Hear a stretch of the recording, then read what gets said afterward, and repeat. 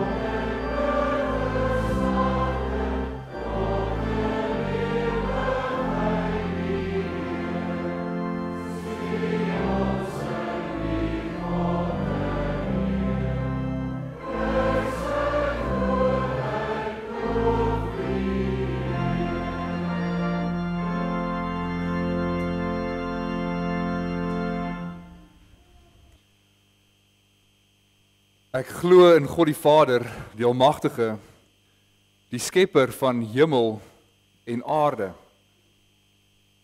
En in Jesus Christus, sy eniggebore seun, ons Here, wat ontvang is van die Heilige Gees, gebore uit die maagd Maria, wat gelei het onder Pontius Pilatus, gekruisig is, gesterf het en begrawe is en wat die helse smart tot in die dood toe ondergaan het. Wat op die derde dag weer opgestaan het uit die dood, opgevaar het na die hemel en sit aan die regterhand van God, die Almagtige Vader, waarvandaan hy sal kom om die lewendes en die dooies te oordeel. Ek glo in die Heilige Gees. Ek glo aan 'n heilige, algemene, Christelike kerk, die gemeenskap van die heiliges, die vergifnis van sondes, die opstanding van die liggaam en 'n ewige lewe. Amen.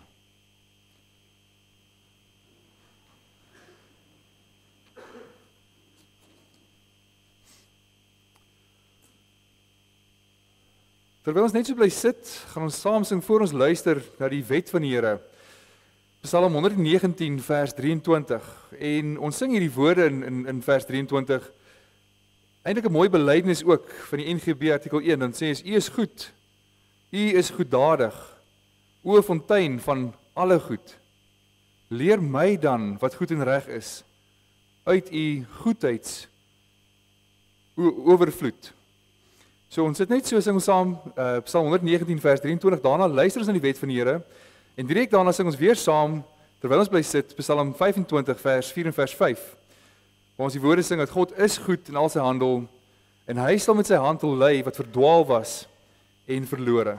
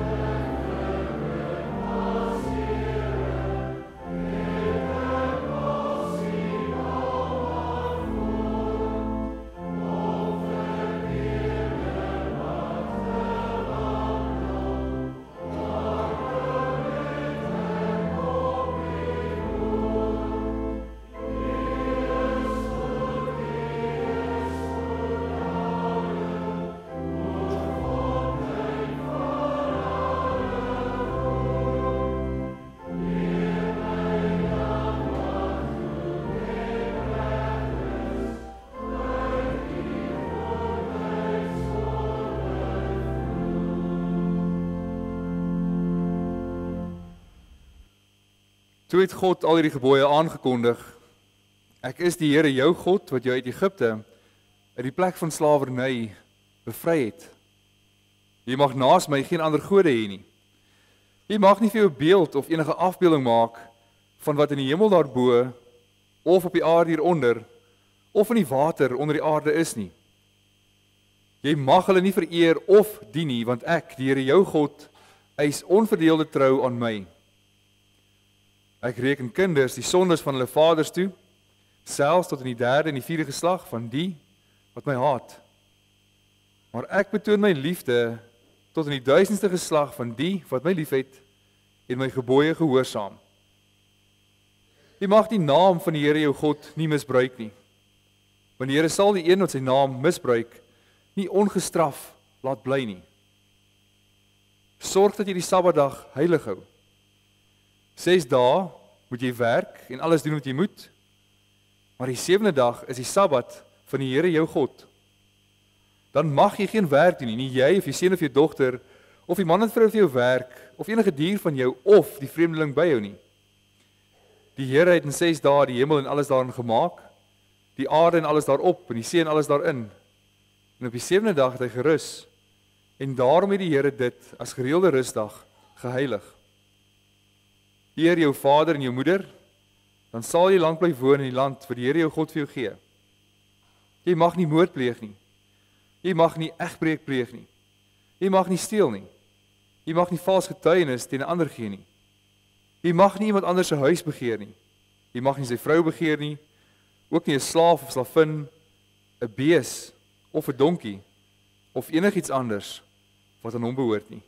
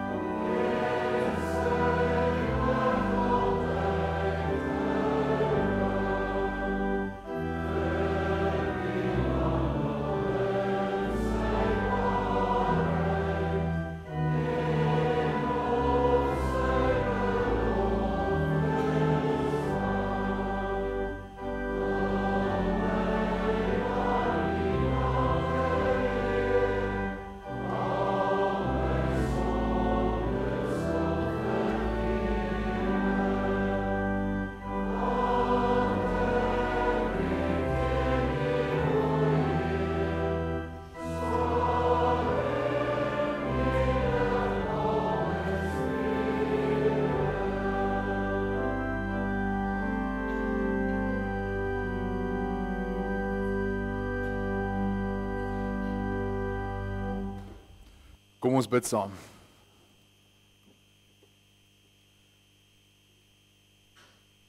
Driemaal heilige God, Vader, Seun, Heilige Gees. U is die enigste ware God. Daar is niemand soos U nie. U is ver verhewe bo alle dinge. U hou alle dinge deur U magswoord in stand. U wat alles geskep het, U aan wie alles behoort.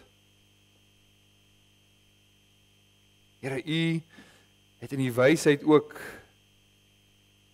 alles beskik om te gebeur, dat dit U verheerlik. En ons dankie Here vir u groot barmhartigheid. Ons dankie vir u genade dat ons u kan ken. Dat u geloof vir ons gee. Dat u deur die Heilige Gees kragtig in ons harte werk, dat ons kan weet ons Here Jesus Christus het vir ons gesterf en dat ons deur die geloof ook deel het aan sy weldade. En Here, ons weet dit behels dat ons aangeneem is, dat ons u kinders is, en dat u deur die groot barmhartigheid, die groot genade, dit vir ons doen. Dat ons niks het om op te roem nie, ons niks het om op staat te maak nie. Alleenlik net u werk, die soenverdienste van ons Here Jesus Christus. En Here, as ons u wet aanhoor, help ons om te besef wat u wil vir ons lewe is, help ons om te besef wat goed is. Dat ons sal leef en sal bekeer om so te leef. Om juist te doen wat u vir ons vra, om juist te doen wat u vir ons leer in die woord. Dit wat u verheerlik.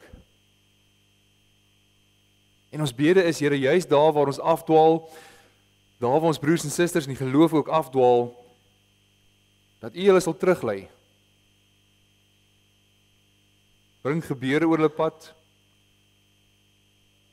Bring mense oor hulle pad wat die evangelie weer verkondig. Tug hulle. Maar ook vir ons, Here. Bring ons telke male weer om te besef wie ons is as sondaars.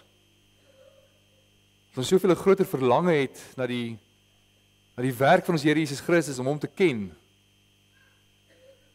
En ons juist daardeur u sal verheerlik. Ons dankie Here vir ons saamwees as gemeente vanoggend. Ons dankie dat ons lofliedere kan sing tot die eer van u naam. Ons bede is dat waar ons nou saam u woord oopmaak en saam luister wat die Gees sê, dat u ook in ons harte sal werk, dat daar by ons die dieper begeerte sal wees om u en die werke soveel beter te leer ken. Maar waar u gespreek het, dat ons met aandag sal luister en ook sal doen wat u van ons vra. Wil u ons geloof opbou, ons geloof rig op grond van die woord, deur die kragtige werking van die Heilige Gees. Ons bid vir ons gemeente. Ons bid in besonder vir ons kinders in die gemeente, verbondskinders wat aan u behoort. Ons bid vir ouers se gehoorsaamheid ook aan die beloftes wat hulle afgelê het. Here, mag dit so gebeur dat ouers sal besef wat hulle roeping is. Besef wat die aanslag van die bose is, nie net op hulle self nie, maar ook op hulle kinders. En soveel te meer 'n ywer sal hê om die kinders te onderrig en te laat onderrig, dat juist hulle beloof het by hulle doop. Maar wil u hulle bewaar? Wil u hulle bewaar van die aanslae wat daar deur die wêreld kom? Wil u hulle ook asseblief oprig in hulle geloof? Maak ons getrou om mekaar aan te spreek ook daaroor. Dat daar waar ons katekisasiekommissie het, daar waar ons herderouderlinge het wat moet toesig hou, dat ons ook daar getrou ons werk sal doen. Ons dank U, Here, vir soveel genade. Mag ons deur ons lewe telke male oordink wat U alles vir ons doen. Dat ons U sal prys en sal loof, want daar is ryke stof. Amen.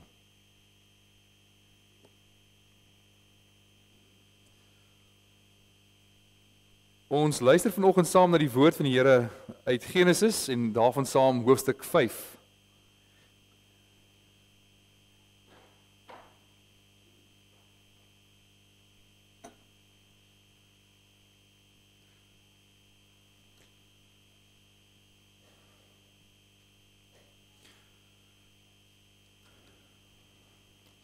Genesis 5, ons gaan daarvan saam die hele hoofstuk saam lees. Hier volg die geslagsregister van Adam. Toe God die mense geskep het, het hy hulle gemaak as beeld van homself. Man en vrou het hulle geskep en hy het hulle geseën en hulle mens genoem toe hulle geskep is. Toe Adam 130 was, het hy die vader geword van 'n seun, sy beeld, een soos hy self. Adam het hom Set genoem. Nadat Set vir hom gebore is, het Adam nog 800 jaar geleef en seuns en dogters gehad. Adam was dus 930 jaar toe hy gesterf het. Toe Set 105 was, het hy die vader geword van Enos. Set het na die geboorte van Enos nog 807 jaar geleef en het seuns en dogters gehad. Set was dus 912 jaar toe hy gesterf het. Toe Enos 90 was, het hy die vader geword van Kenan. Enos het na die geboorte van Kenan nog 815 jaar geleef en het seuns en dogters gehad. Enos was dus 905 jaar toe hy gesterf het. Toe Kenan 70 was, het hy die vader geword van Mahalalel. Kenan het na die geboorte van Mahalalel nog 840 jaar geleef en het seuns en dogters gehad. Kenan was dus 910 jaar toe hy gesterf het. Toe Mahalalel 65 was, het hy die vader geword van Jered. Mahalalel het na die geboorte van Jered nog 830 jaar geleef en het seuns en dogters gehad. Mahalalel was dus 895 jaar toe hy gesterf het. Toe Jered 162 was, het hy die vader geword van Henog. Jered het na die geboorte van Henog nog 800 jaar geleef en het seuns en dogters gehad. Jered was dus 962 jaar toe hy gesterf het. Toe Henog 65 was, het hy die vader geword van Methuselah. Henog het na die geboorte van Methuselah nog 300 jaar by God geleef en het seuns en dogters gehad. Henog se ouderdom was dus 365 jaar. Hy het naby God geleef en toe was hy nie meer daar nie, want God het hom na hom toe weggeneem.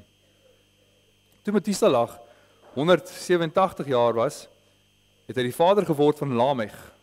Methuselah het na die geboorte van Lamech nog 782 jaar geleef en het seuns en dogters gehad. Methuselah was dus 969 jaar toe hy gesterf het. Toe Lamech 182 was, het hy die vader geword van 'n seun. Hy het die seun Noag genoem, want het hy gesê, hierdie seun sal ons opbeer in die harde werk met ons hande en in die swaar kry op die grond wat deur die Here vervloek is. Lamech het na die geboorte van Noag nog 595 jaar geleef en hy het seuns en dogters gehad. Lamech was 777 jaar toe hy gesterf het. Toe Noag 500 was, het hy die vader geword van Sem, Gam en Jafet.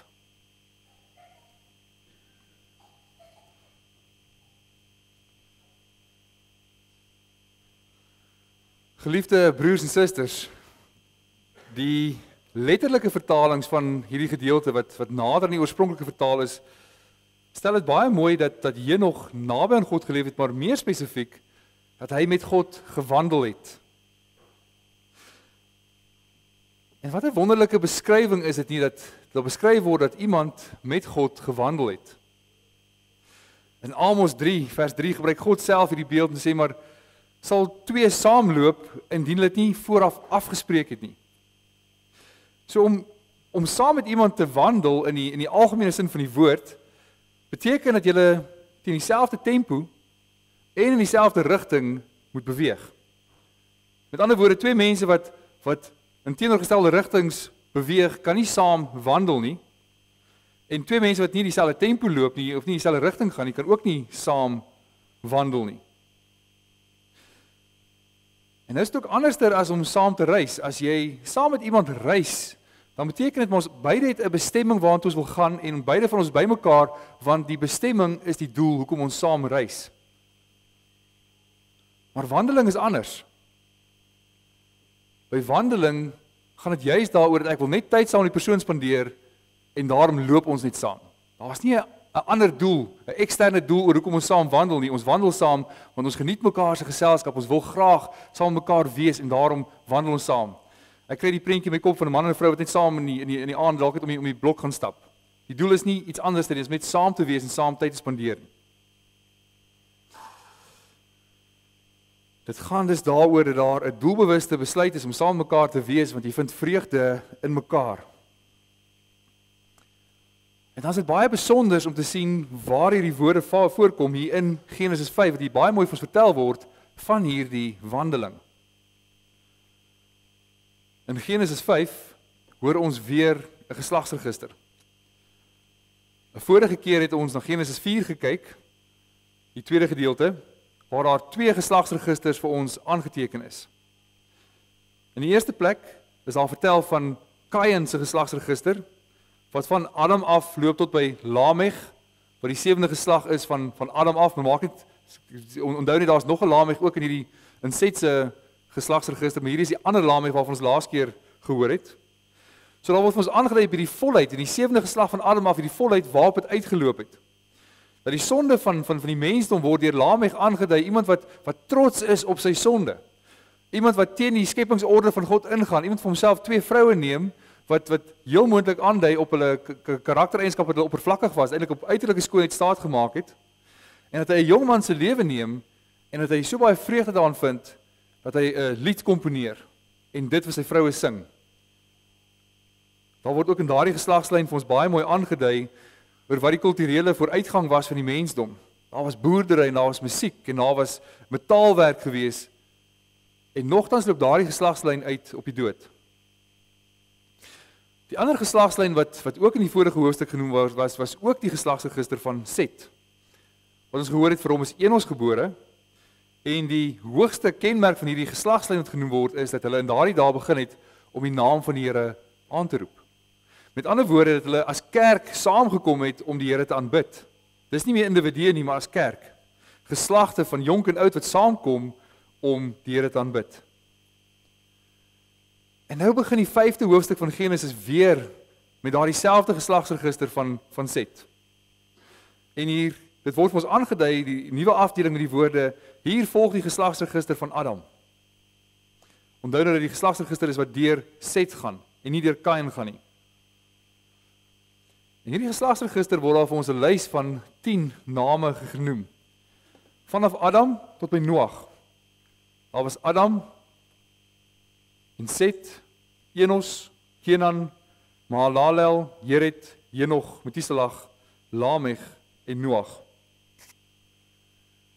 En nou moet mens hier as 'n kant nota net sê, dat daar is 'n baie populêre verklaring van hierdie Genesis 5, wat die name in 'n bietjie 'n verdraaide vorm deurgegee word, sê maar goed, die evangelie word verkondig hier deur Genesis 5, as jy hierdie name van die 10 persone vat, en jy verdraai dit so bietjie, op 'n sekere manier interpreteer, dan kry mens die boodskap van die evangelie, en dit is so, die boodskap bly, die mens het sterflik woonplek aangestel, die lig van God sal toegewyd neerdal, sy dood sal die wanhopige rus bring.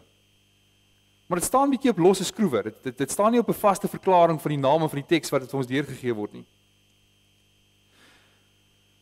Maar wat ons wel met sekerheid weet, wat vir ons baie mooi deurgegee word, is hulle ouderdom by hulle kinders se geboorte,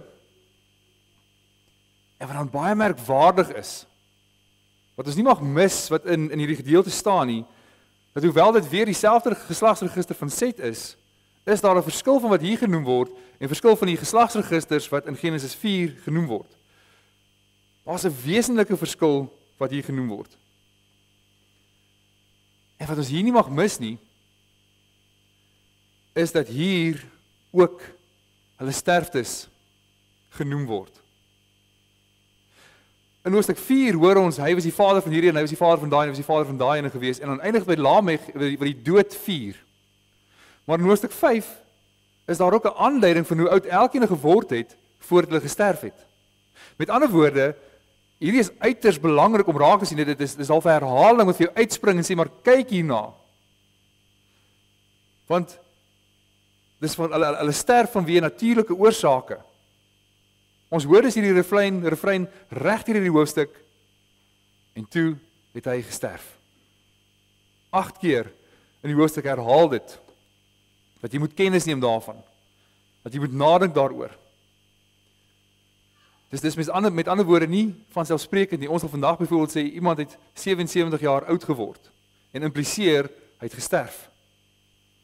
Maar dit word uitdruklik genoem, dit word onderstreep en sê maar, hy het so oud geword en hy het gesterf. Want die hoofstuk begin deur te sê maar die mens is na die beeld van God geskape. Dat die mens was aanvanklik voor die sondeval onsterflik. Maar die woord bring ons die hele tyd terug om te dink, maar wat is die gevolge van die sonde? Wat is die gevolge van die sonde?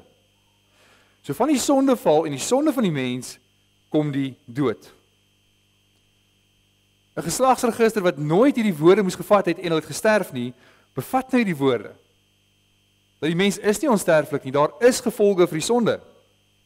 Hulle is sterflik. En dit word 'n refrein van die mens se geskiedenis, hoe oud elke persoon geword het en gesterf het. En die dood bring geweldige trauma vir 'n mens. Is iets wat mens beleef, daardie boosheid van die mens se siel en se liggaam wat mekaar of geskei word. En daar's talle van ons wat nou onlangs daarmee gekonfronteer is, wat daardeur moet werk. Ook mense wat van natuurlike oorsake sterf. So daar was dus 'n tyd wat dit nie was nie, wat God nie so geskep het nie. En nou kan jy self indink, daardie trauma wat ingetree het. Mens hoor die eerste dood was van onnatuurlike oorsake, dit was Kain geweest en Lamech wat ook iemand doodgemaak het. Maar hier hoor ons die eerste keer van hierdie natuurlike oorsake, dat iemand van nature net sterf. Nie as gevolg van die sonde van 'n ander persoon nie, maar as gevolg van die sondige aard van die mens.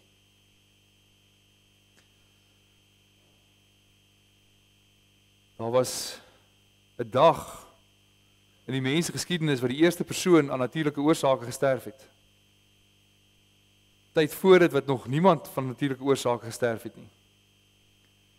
En waar die mens gekonfronteer word deur die nadink oor die betekenis daarvan, oor die gevolge van die sonde, dat elke graf is 'n verkondiging dat God die waarheid gepraat het. Wat God gesê het, julle sal sekerlik sterf as julle van daardie boom eet. En die Satan wat sê, julle sal sekerlik nie sterf nie.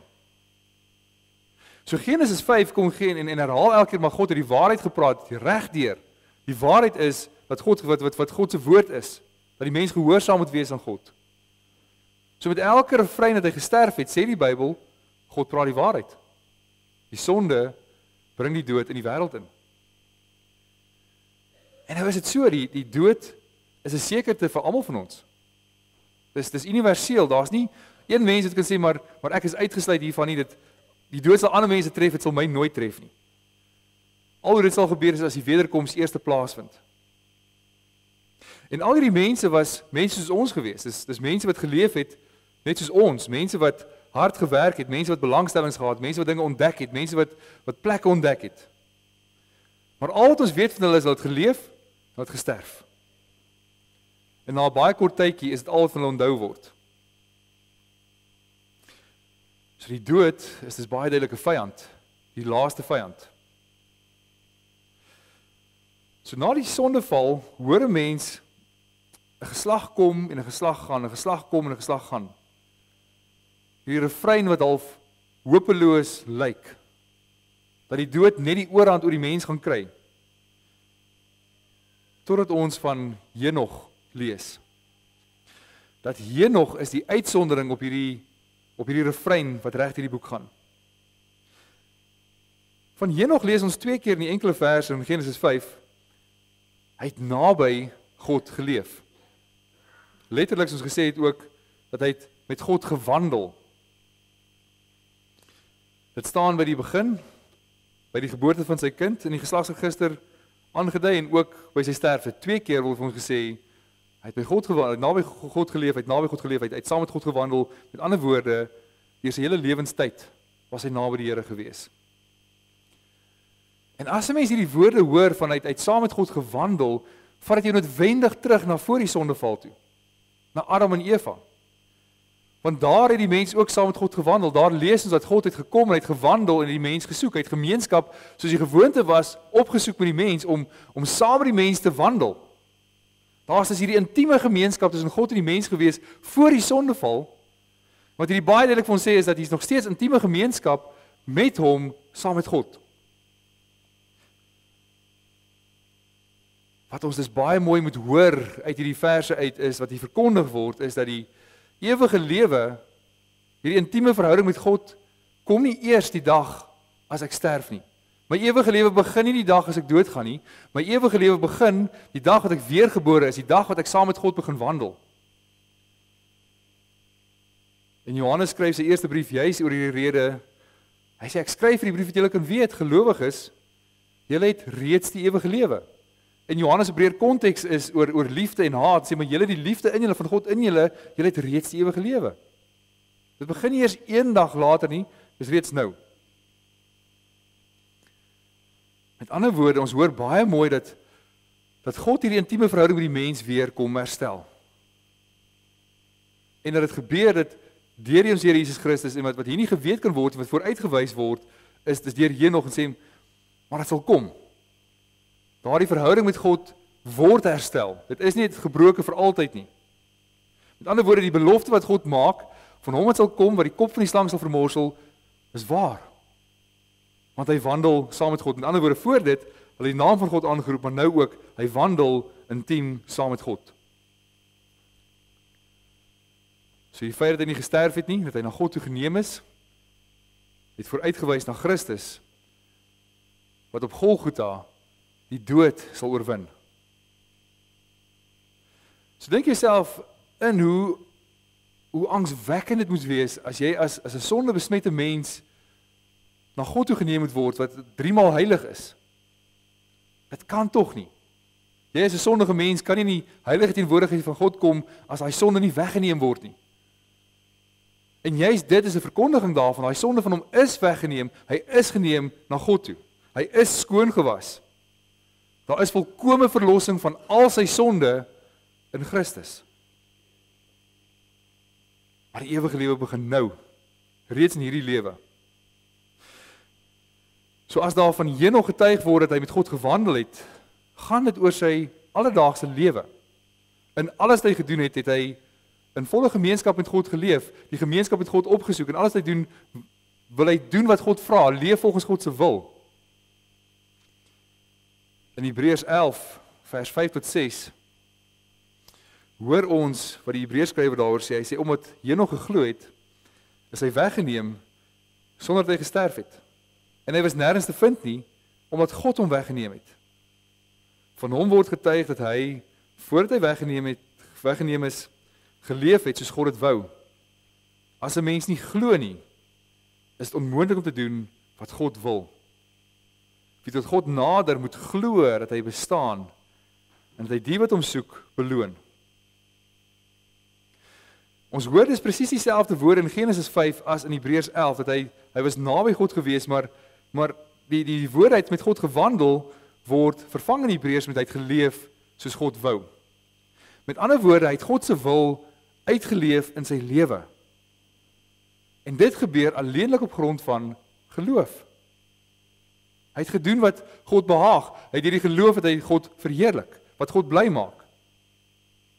En nou as ons lees, maar hy het gedoen wat God wil, hy het saam met God gewandel, kan ons baie maklik verkeerdelik dink, maar hoe dit werk in 'n persoon se lewe is dat hy homself afgesonder het, en een kant gaan leef het, en daar in volle gemeenskap met God geleef het. Dat iemand homself moet afsonder, asketiese leefwyse moet maak, om daar sy lewe uit te leef tot eer van God. Dat jy jouself daar gaan toewy aan jou verhouding met God. En tog is dit nie wat dit beteken nie. Om intieme gemeenskap met God te leef, om saam met God te wandel, beteken nie om weg van ander mense af te leef nie. Beteken nie dat ek glad nie ander mense moet lief hê nie. As ek God lief het, beteken noodwendig ek sal ook in liefde saam met ander mense leef, of teenoor ander mense leef. So Henog het in sy uitlewing van sy geloof homself nie onttrek van die wêreld nie. Hy het juis omdat hy saam met God gewandel, groot liefde teenoor die wêreld bewys. En dit word vir ons baie duidelik deurgegee in 2 verse wat van hom praat in die boek Judas. En daar lees ons dat Henog vir die mense van sy dag geprofeteer het. Hy was die 7de geslag van Adam af. Met ander woorde, hy lê op presies dieselfde plek, dieselfde posisie as Lameg, waarvan ons in hoofstuk 4 gelees het. So Henog het met ander woorde inderdaad in 'n geweldige goddelose tyd geleef. Ons het al gehoor van Lameg wat trots is op die moord hy doen op 'n jong man. Maar is ook die 3de geslag net voor Noag. En die Here het daar 'n geweldige reën oor die aarde gebring om die mens om te verdrink. Dat die Here gesê het, maar hy spyt, hy het die mens gemaak, dat die mens beskryf word hulle hele lewe lank bedink hulle in hierdie slegte, hulle is bedorwe. En te midde van daardie omstandighede, te midde van daardie geslag waar hy leef, het hier nog nie maar net die wêreld en hulle self oorgelaat, sê goed, maar hy wandel saam met God een kant alleen hierdie kant nie. Dat hy gaan daar sit en daar met God wandel nie. Maar Henog het in die eerste plek met sy lewe getuig hoe dit lyk om saam met God te wandel, hoe dit lyk om die wil van God uit te leef. Maar in die tweede plek, ook om die mense te waarsku, hy het hulle geprofeteer. Hy het hulle gewaarsku om te bekeer van hulle goddeloosheid. Hy het hulle gewaarsku as hulle nie met God wandel nie, as hulle nie in gemeenskap met God leef nie. Judas verse 14 en 15 stel dit soos volg. Dis oor hierdie mense dat Henog, wat van die 7de geslag na Adam was, geprofeteer het. Hy het gesê, kyk, die Here kom met sy duisende engele en hy sal oor almal oordeel. Hy sal al die goddeloses, al die sondaars straf oor al die goddelose dinge wat hulle in hulle goddeloosheid gedoen het. En oor al die lasterlike dinge wat hulle teen hom gesê het. Ons hoor dus dat Henog se wandeling juis behels liefde teenoor die wêreld. Dat hy juis uitgegaan het en doelgerig teenoor die wêreld getuig het. En dan hoor ons verder wat die Here vir ons hier sê van Henog. Hy het met God gewandel en God het hom na hom toe geneem. Hier is hierdie baie mooi, baie pragtige getuienis oor wat God doen. Wat weer eens hier by die 7de geslag van Adam af, die vorige ene was Lameg geweest, waar daar net uitloop op die dood, waar die dood gevier word. Kom God en hy gee die viering van die lewe. Hy kom wys die onsterflike. Dat die lewe wat hy gee is nie maar net 'n onsterflikheid te midde van 'n vervalle, sondige wêreld nie, 'n bose wêreld nie. Maar die ewige lewe wat hy gee is weg van sonde af. Die ewige lewe wat God gee is nie net in hierdie lewe nie, maar dis ook hierna, weg van enige sonde af, van al die ellende wat in hierdie wêreld is. So daar waar dit kan lyk dat mens moedeloos raak van die dood wat die oorhand kry, het God nie bedoel dat die ewige lewe behels dat ek vir ewig in hierdie staat gaan leef nie. Maar daar kom 'n bedeling na hierdie bedeling, waar daar geen meer boosheid, geen meer sonde sal wees nie, waar ons in volle heerlikheid saam met God sal leef. En juist dit is waarmee God ons troos. Dat hulle wat saam met God wandel, hulle wat in die geloof leef, sal hy na hom toe neem. Henog het dus nie net te midde in sy lewe, met sy lewe van mense getuig, maar ook met sy heen gaan, met sy wegneem, ook getuig. En dit word baie mooi met hierdie merkwaardige woorde aangedui, want God het hom na hom toe weggeneem. En hierdie feit word ook in Hebreërs 11 bevestig, wanneer ons lees, omdat Henog geglo het, is hy weggeneem, sonder dat hy gesterf het. Hy was nêrens te vind nie, omdat God hom weggeneem het. En hierdie woordjie weggeneem, gaan nie daaroor dat iets in die pad staan nie, dat jy dalk iets steel wat nie aan jou behoort nie. Maar die woord gaan juist daaroor dat jy iets vat, juist omdat jy eienaar is daarvan. Jy neem dit, jy vat dit, want jy is die eienaar daarvan. Dis wat hierdie woord aandui. So Henog word baie mooi gesê, hy het aan God behoort, en daarom het God hom na hom toe geneem. Ons hoor baie mooi hierdie selfde uitdrukkings in die psalms. In Psalm 49 vers 15 hoor ons, so skape word hulle bestem vir die doderyk. Die dood is hulle herder, en die opregtes heers oor hulle in die môre. En hulle gestalte is daar vir die doderyk om te verteer, sodat daarvoor geen woning meer is nie. Maar God sal my siel loskoop van die mag van die doderyk, want hy sal my opneem. Sela. Psalm 73 vers 24 sê, U sal my lei deur die raad en my daarna in heerlikheid opneem. Letterlik om te vat wat aan jou behoort. Hy is nie meer daar gewees nie, want God het hom gevat, hy het hom kom haal na hom toe. So sy lewe was 'n profesie van wat dit is om die ewige lewe te hê. En nou moet ons laastens baie mooi opmerk in hierdie kort gedeeltetjie oor die lewe van Henog, is sy lewensduur. Nou dit klink lank, 365 jaar. Maar as jy gaan kyk hoe lank hy geleef het in verhouding met die res van die mense van sy tyd, het hy minder as helfte van hulle ouderdom geword. Met ander woorde, kom ons sê iemand vandag 25, 30 jaar oud sou geword het. Dis hoe lank Henog hier op die aarde was.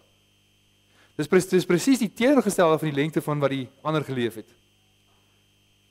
En dit lyk uiteindelik soos 'n tragedie.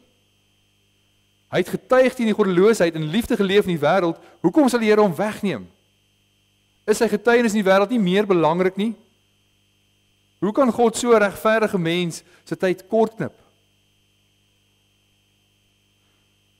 En tog moet ons stel in God se wysheid gebeur dit. Dat Henog het voldoende getuienis gegee, soveel sodat dit reg deur die Bybel opgeteken is van die getuienis wat hy gegee het in die goddelose wêreld. Hy het teen die geslag getuig en dit was bekend vir almal. Wat ons dus baie duidelik hierin sien is dat dit nie gaan noodwendig oor die lewensduur van die persoon nie. Dat die lewensduur nie noodwendig 'n aanduiding is van die persoon se heiligheid of sy wandeling met die Here nie. Dit gaan dus nie oor hoe lank hy geleef het nie, maar oor hoe hy geleef het. Dit gaan nie oor sy lengte van sy lewe nie, maar oor die feit dat hy gewandel het met God deur te leef volgens God se wil.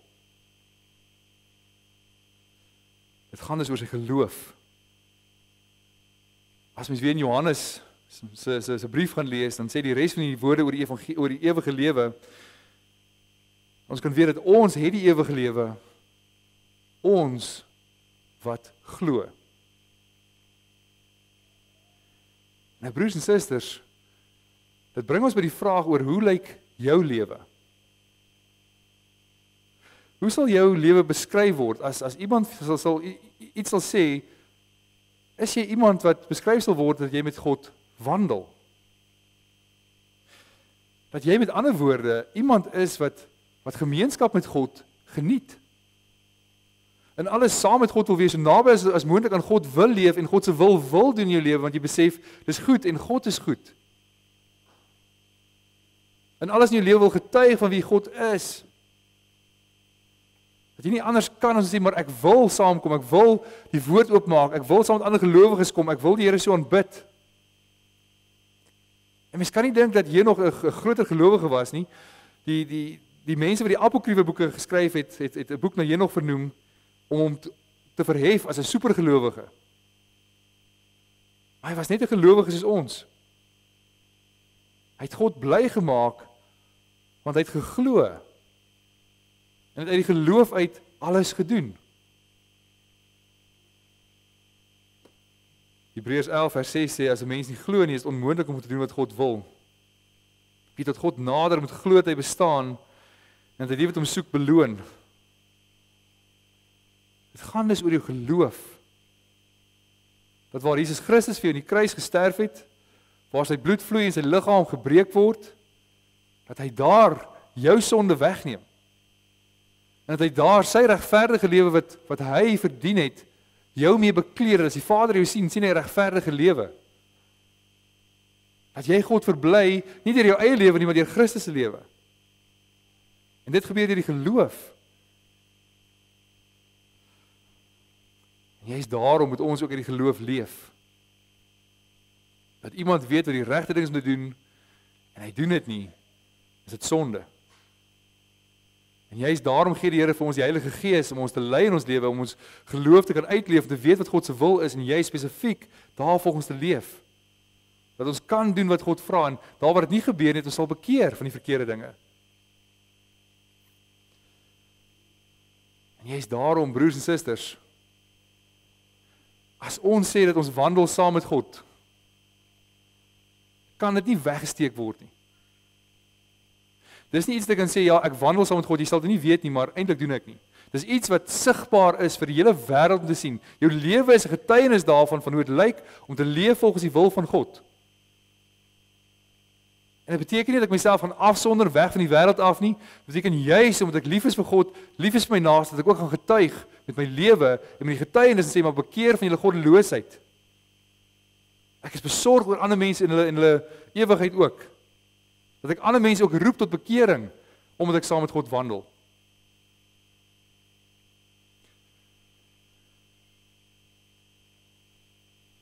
Ons het die wonderlike genade van die Here dat die dood het nie die finale seggenskap nie. Ons grafte getuig nie net van die straf op die sonde nie, wat die dood is nie. Maar gelowiges se grafte getuig van God wat getrou is. En gelowiges wat in Christus gesterf het, na hom toe geneem het, gevat wat aan hom behoort. Uit hierdie wêreld uit. Deur die dood ons verlos van hierdie ellende van hierdie sondige bestaan. Ongeag hoe oud. Dit berus op geloof alleen. Dis God wat ons hierdie deurgang gee na hom toe. So mag hy die almagtige en ewige God, aan wie al ons lof en eer en aanbidding moet kom, saam met wie ons moet wandel elke dag, mag hy in ons die krag van die werking van die Gees gee, ons sal besef wat dit beteken. Dat ons elke dag saam met hom moet wandel. Amen. Kom ons bid saam. Ons Vader in die hemel, Here, U het ons geskep. U het gekies om ons te maak as mense. En U het in die groot genade gekies om ons te verlos, om ons af te sonder vir U. Dat U Seun vir ons gesterf het, dat ons geloof kan ontvang. Juist sodat ons in gemeenskap met U kan leef, in volle gemeenskap. En mag ons daarom opnuut besef die groot genade, die ontferming wat U vir ons betoon. Die groot voorreg wat ons het om vrylik na U te kom. Om hierdie lewe te kan leef volgens U wil. Om U goedheid te beleef. Ons bede is, Here, dat ons in ons hele lewe sal bekeer, daar waar dit nie so is nie. Daar ons nie U ten volle liefhet met alles in ons nie.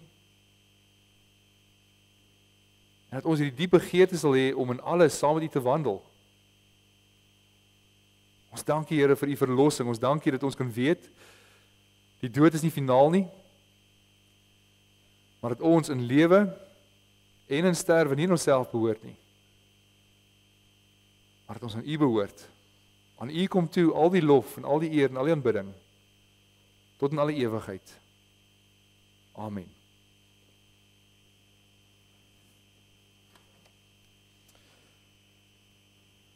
Ons herinner net dat die kollektes gaan vandag vir die diakonale kas, sowel as ook vir die Bolandse bedieningsfonds, so wanneer die kollekte afdra by die deure of deur 'n EFT of deur Zapper, kan jy weet dit gaan daarvoor vir die diakonale kas, as ook die Bolandse bedieningsfonds. Kom ons sing net in slotte Psalm 116. Ons gaan daarvan saam 4 verse sing, vers 4, 5, 9 en 10. Maar ons juist hierdie woorde sing dat Here, ek is U knegg en ek sal U naam met dankerkennis prys te midde van 'n feestelike skare. Kom ons staan en sing ons saam Psalm 116.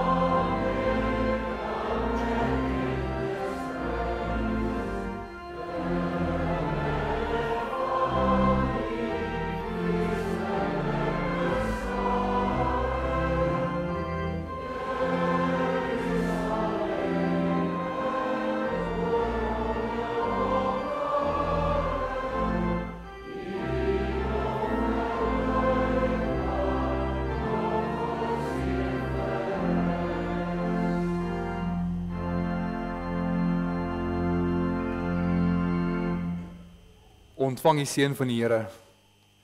Die genade van ons Here Jesus Christus en die liefde van God ons Vader en die gemeenskap van die Heilige Gees is en bly by elkeen van u. Amen.